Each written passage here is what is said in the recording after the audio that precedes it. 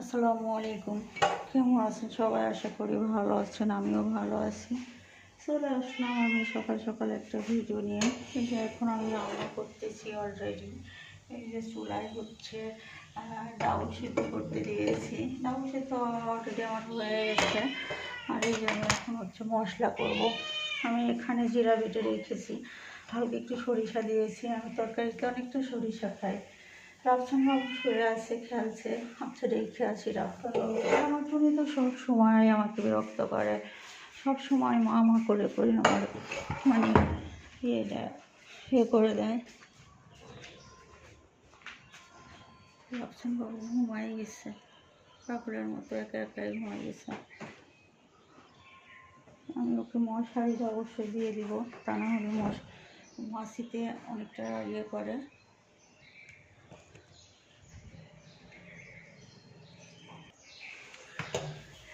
এখন আমার অনেক কাজ করে ফেলতে হবে।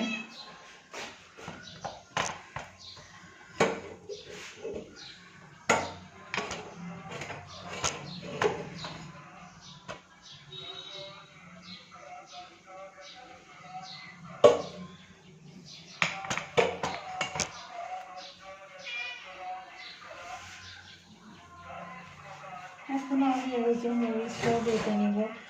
আমি হচ্ছে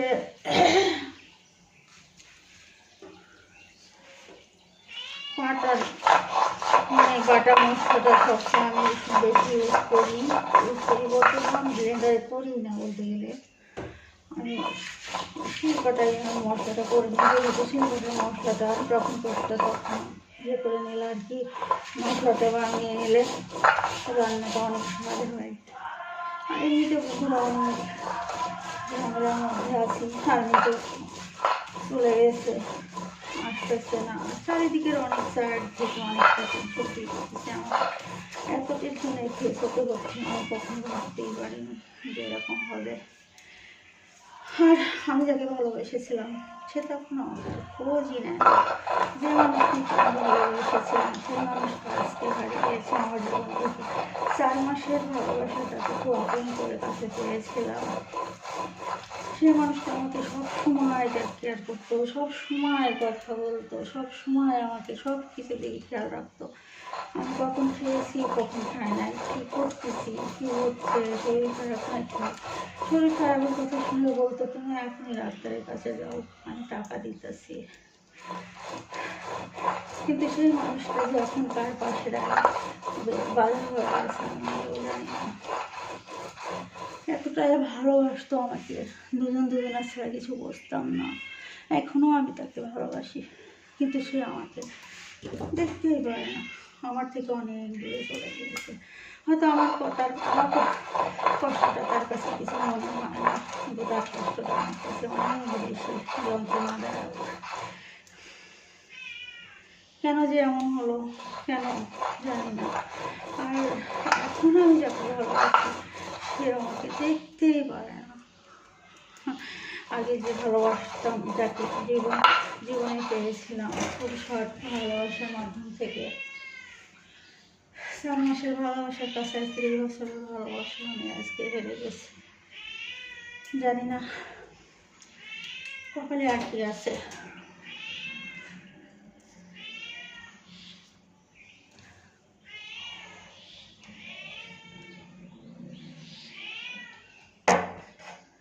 আজকে যারে ভালোবাসতাম সে আমার থেকে অনেক দূরে, অনেক দূরে।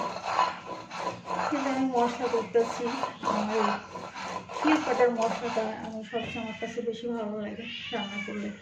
আর শারমিন তো চলে গেছে তার সন্তান রেখে আমার কাছে। দেখি আজকে আমি ফোন করবো সে আসে কিনা। সে আসলে হয়তো আমি ছেলেটাকে পারবো। আজকে যদি আমার হতো তা তো আমার পালতে হতো, তাই না? ছোটো মাসুম বাচ্চা, মা ফেলে গিয়েছে কিন্তু আমি ফেলতে পারতেছি না, রে পাশান মা। আর হচ্ছে এমন একটা সিচুয়েশনে আমি এখন দাঁড়িয়ে আছি, এতটা সমস্যার ফেস হতে হবে আমি আমার লাইফে, আমি কখনো সেটা জানি না। আমি কখনো বুঝতেও পারিনি যে আমার এতটা ফেস হতে হবে। কেন জানি আজকে অনেক অনেক অনেক কষ্টের মধ্যে আছি। সে যে বোঝে না। যাকে আমি 4 মাসের ভালোবাসায় আমার তার ভালো সব কিছু আমি পরিপূর্ণতাভাবে পেয়েছিলাম, কিন্তু সে আজ আমার থেকে অনেক দূরে। সে আমাকে এতটাই ভালোবাসতো, এতটাই টেক কেয়ার করতো, কিন্তু আজকে সে আমার কথা শুনলে সে রেগে যায়, আমার সঙ্গে কথাই বলে না, সবসময় আমাকে এড়িয়ে চলে।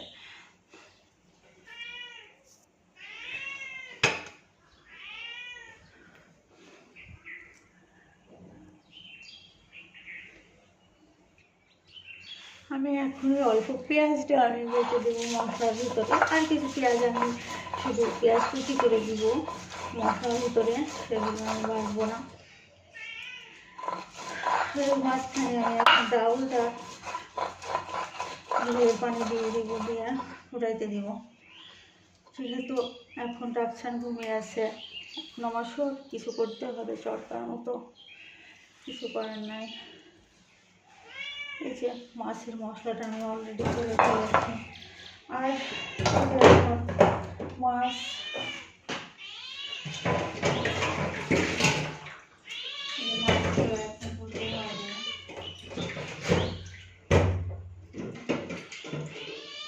ছোট বড় সব ধরনের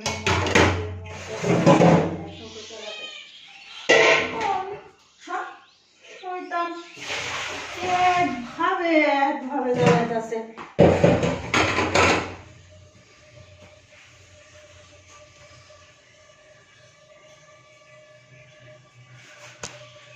এই যে মাছগুলা, এখানে ছোট তেলাপিয়া আছে, এই যে বড় তেলাপিয়া চাকাও আছে,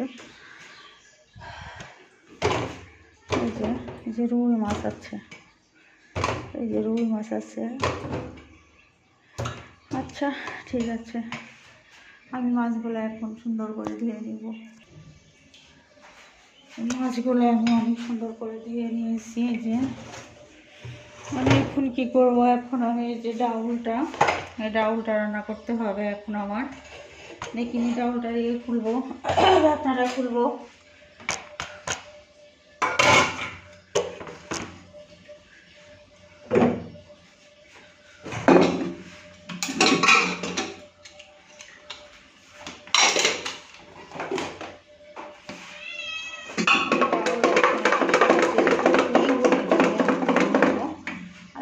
লবণ দিইনি, আমি লবণটা দিব এখন। আর বন্ধুরা আপনারা অবশ্যই আমার হচ্ছে ভিডিওটা দেখে পরে লাইক কমেন্ট শেয়ার দিয়ে আমার রোজাখান পেজে গিয়ে একটা ফলো দিয়ে। এই যে মসুরের ডাউলে একদম অল্প হলুদ দিতে হয়, কারণ হলে হলুদের গন্ধ করে। আর ছেলে আজকে বলছে যে আমার শুধু মাংস দিয়ে ভাত খেতে ভালো লাগছে না, আমি তো রাখছেন কিনা আমি সবসময় কাজ করতে পারতেছি না, একটু ডাল রান্না করে করতেছিল। আর বাচ্চাদের এখন শুধু মাছ ভুনা করবো, সবজি নাই বাসায়, সবজি রাইস করতে হবে, কিছু করার নাই।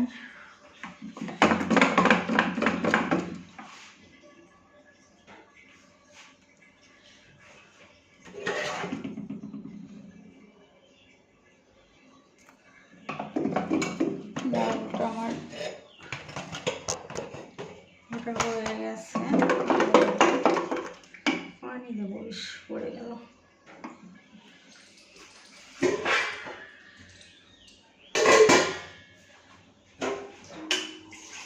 জানি না নতুন কি আছে, অনেক অবহেলার মাঝখানে ভরে আছি, অনেক অবহেলা দিয়ে অবহেলা কখনো কেউ মেনে নিতে পারে না। আল্লাহকে বলি, আল্লাহ তুমি আমাকে অনেক ধৈর্য দিয়েছো, অনেক ধৈর্য। আসলে যারা আমার জানে চেনে, আমার কাছের মানুষ, তারাই জানবে যে আমি কতটা ধৈর্যের মধ্যে, কতটা ধৈর্য আমি ধরতে পারি। তবে যাক, ধৈর্যের ফল নাকি মিষ্টি হয়, ধৈর্যের ফল মধুর, কিন্তু আসলে জানি না দেখি আমার কবে পাখি আর কবে এত মধুর মতো হয়, সেটাই আমি দেখবো।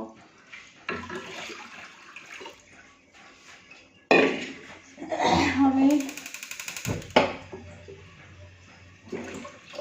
ডাউলে হচ্ছে আমি বেশি পানি দিব না, কারণ একদম পাতলা ডাউল তো আমি খাই না, আর একদম পাতলা ডাউল আমার ভালো লাগে না। আমি যে ডাউলে পানি দিয়ে ফেলেছি অলরেডি। আমি ডাউলটা সবসময় একটু ঘন করে রান্নার চেষ্টা করি, বাট করিও। আর বেশি পাতলা ডাউল আমার কাছে একদম ভালো লাগে না, এই জন্য। আর আমি এখন হচ্ছে কয়েকটা পেঁয়াজ আর একটা রসুন আমি হচ্ছে নিব। আমার ডাউল তেলে দিতে হবে, মাছের ভিতরে দিতে হবে, এই জন্য।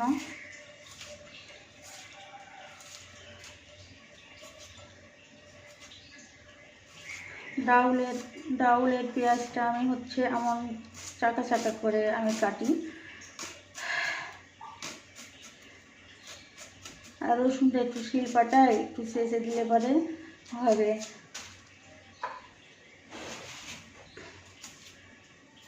ডাউলে বাগার দেওয়ার সময় একটু পেঁয়াজ একটু রসুন একটু বেশি দিলে আমার কাছে ভালো লাগে। আমি ডাউল খাই না, তারপরেও যদি কখনো খাই তো আমার কাছে ভালো লাগে। আর একটা পেঁয়াজ দিব আমি হচ্ছে মাছের মধ্যে, কাটা অবশ্যই আছে একটু, আর এটা কাটলে হবে, বেশি না দিলেও হবে। বেশি দিলে আবার অনেক সময় মিষ্টি মিষ্টি লাগে, এই জন্য।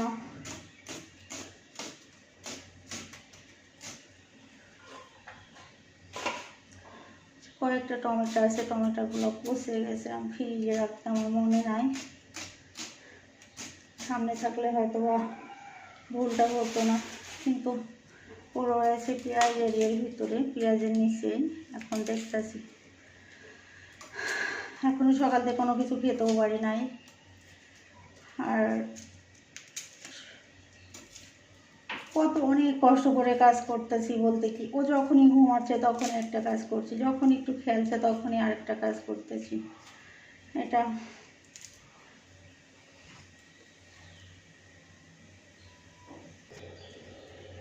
এই যে ডাউলটা আমার রান্না হয়ে গেছে।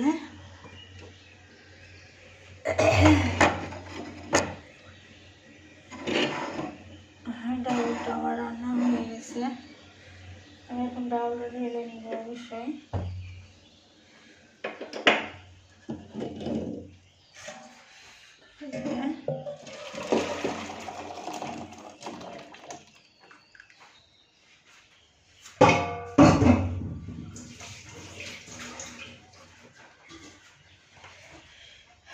এবার আমি মাছগুলো ভাজবো, আমার ডাউল হয়ে গেছে।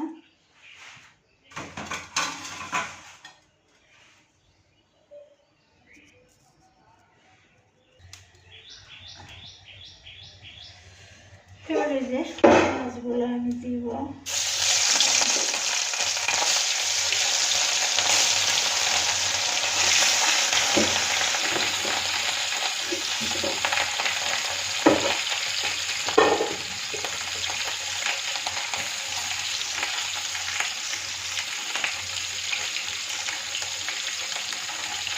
মাছগুলো দিয়ে দিলাম ফুলের উপরে, মাছটা দিয়ে দিয়ে তারপরে আবার আমি মাছটা রান্না করবো।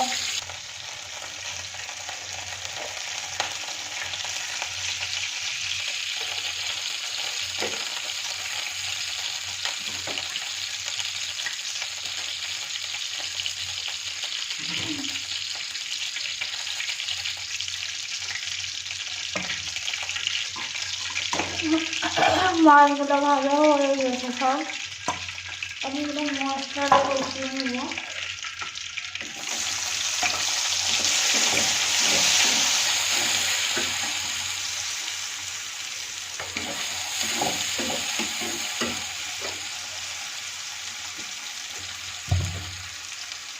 মরিচ তো আমি দিলাম, আমার খেতে কি জানি না, আমি তো দিয়ে দিলাম মরিচ।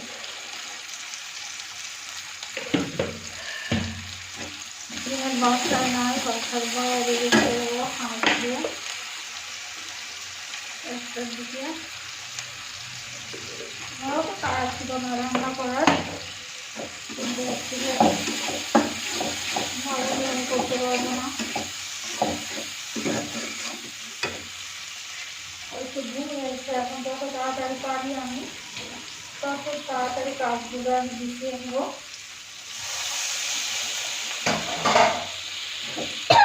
রান্নাঘরের কাজ আমি টাইম মতো করাতে পারি। আর আমার কোনো কাজের কোনো ইয়ে নেই, চাপ নাই।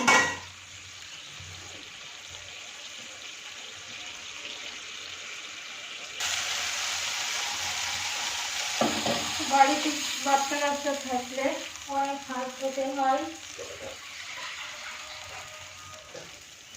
অনেক কাজ খেতে হয়, তাছাড়া হয় না। যদি 1 মিনিট 5 মিনিট যদি খেলে তার মাঝখান থেকে কাজ করে নিতে হয়। আবার কলিং গেট থেকে বাইরের থেকে আল্লাহ জানে পকেট টকেট কিনা।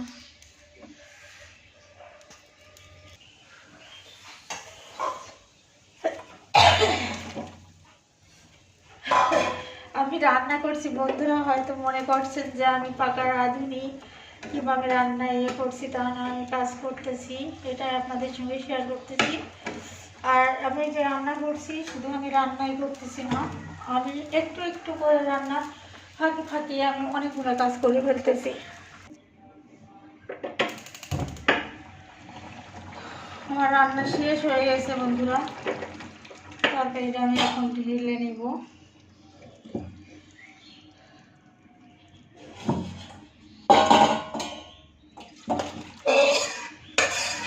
আমার রান্নার সাথে সাথে আমার রান্নাঘরের কাজও প্রায় একদম ফ্রেশ। ভাত চাপিয়ে দিয়েছি, ভাতও হয়ে গেল মনে হচ্ছে, আর রান্না তো হয়ে গেল। দেখলেন তো আমি ডাল রান্না করলাম আর মাছ ভুনা করলাম। ছোটো মাছ, বড় মাছ, তেলাপিয়া মাছ, রুই মাছ সব কিছু একসঙ্গে দিয়ে আমি আজকে রান্না করলাম মাছ একসাথে।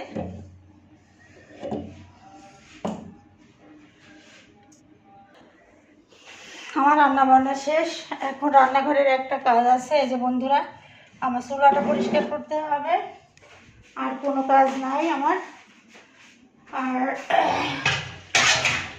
এই যে ভাত হইতেছে, এই যে ভাতটা আমি একটু নেড়ে দিয়ে যাই। ভাত হয়ে গেল। এই যে রাফসানের দুধ খাওয়াতে হবে, আমি দুধ বানিয়ে নিয়েছি। এই যে আমার মাছ, এই যে মাছ রান্না, আর এই যে ডাউল রান্না। এটাই আজকে আমাদের দুপুরের খাবার। আমি সিমাই খেয়েছি, সিমাই খেয়ে আমার এখন হচ্ছে গ্যাস বেড়ে গেছে। এখন আমি একটা ওষুধ খাবো, এই যে সার্জেল পড়ছি, তা নাহলে হবে না বন্ধুরা। এই যে আমার রাফসান বাবু কী করতেছে, এই যে রাফসান একাই খেলতেছে, একাই খেলতেছে। তো বন্ধুরা আমি শেষ করলাম ভিডিওটা। অবশ্যই আমার ভিডিওটা দেখার পরে লাইক, কমেন্ট, শেয়ার এবং ফলো দিবেন। আমার ইউটিউব চ্যানেলে রোজা খান ব্লগ একটা সাবস্ক্রাইব দিয়ে বেল আইকনটি বাজিয়ে দেবেন। ওকে বাই, আল্লাহ হাফেজ।